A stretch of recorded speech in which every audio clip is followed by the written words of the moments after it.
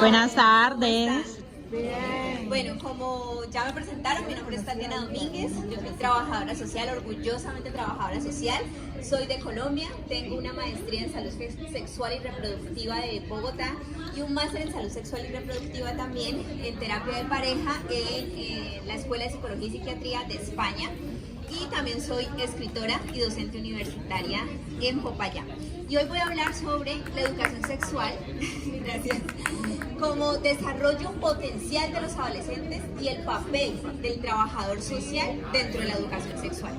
Pero antes, para poder nosotros, desde hablar del trabajo social, quiero que aclaremos estos conceptos de educación sexual, sexo, ¿sí? Pero también sexualidad. Entonces empecemos por lo que a la mayoría de adultos, ¿sí?, lo confundimos con sexualidad, y es el sexo, ¿sí? El sexo. ¿Qué es el sexo?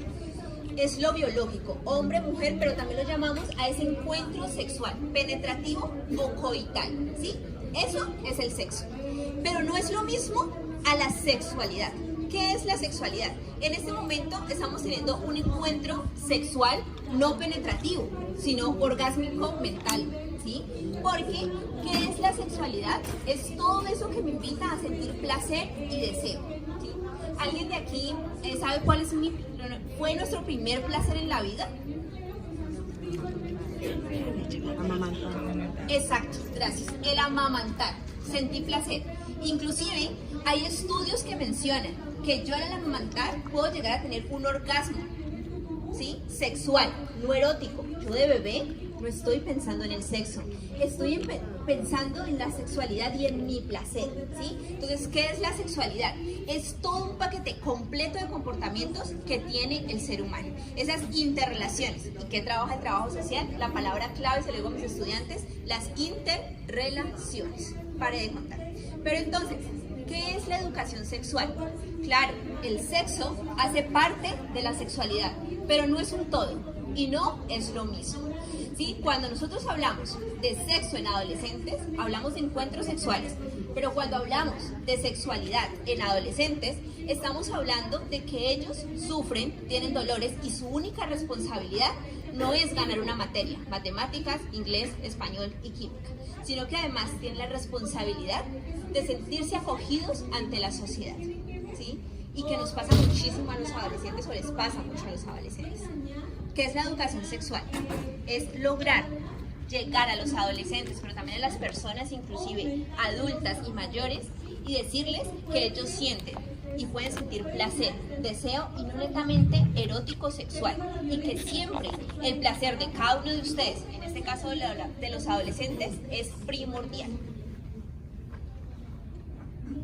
¿Cuáles son los propósitos de hablar de educación sexual?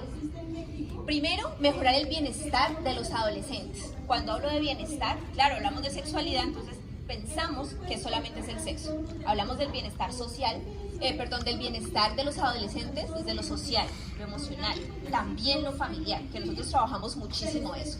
Favorecer el desarrollo social de los adolescentes es hablarles y que nos hablen de que nosotros también, ¿sí?, no solamente cumplimos con ese prototipo de tienes que cumplir, y tu única responsabilidad en la vida es que tú cumplas con una materia, ¿no? Porque eso nos dicen.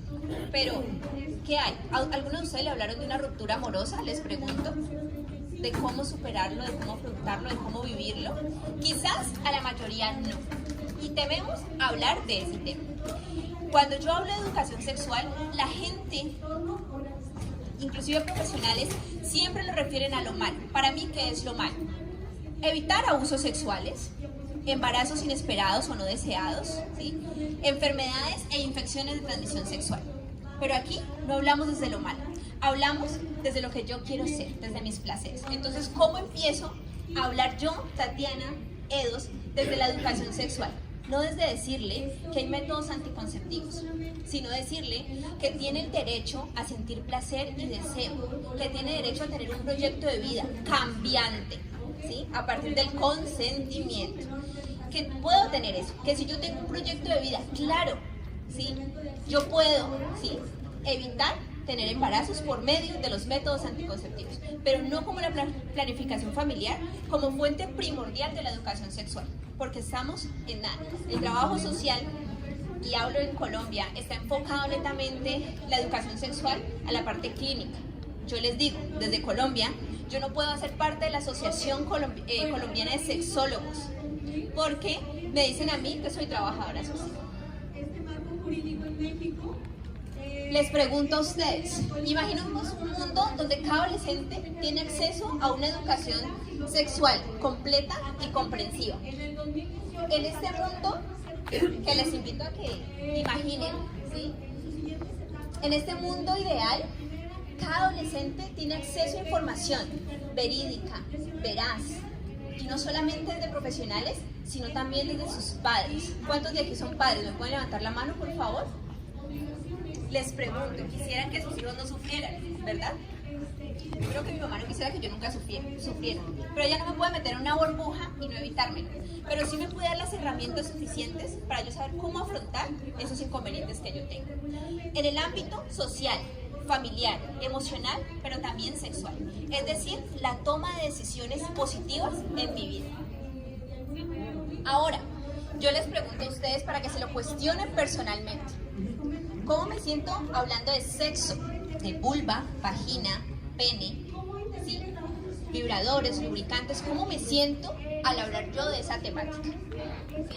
Pero también, ¿qué espacios estoy generando yo como padre, pero también como trabajadora y trabajador social referente a la educación sexual? ¿Qué espacios estamos generando? Teniendo en cuenta que todos son interrelaciones. ¿Recuerdan sus curiosidades? ¿Sí? ¿Quién te daba respuesta? ¿No? Atrás no había internet. ¿Quién te daba respuesta? ¿Experimentaste? Ahora existen las redes sociales de internet, las cuales dan respuesta a absolutamente nada. Así que los que son padres y trabajadores sociales, sí o sí, a sus hijos los van a educar, indirecta o directamente. Usted escoge si quiere darle una educación que le permita tomar mejores decisiones, o que su hijo entre a internet y mire la pornografía y piense que todo es delicioso, ¿sí? Simplemente porque no utilizan condón y porque es actuado.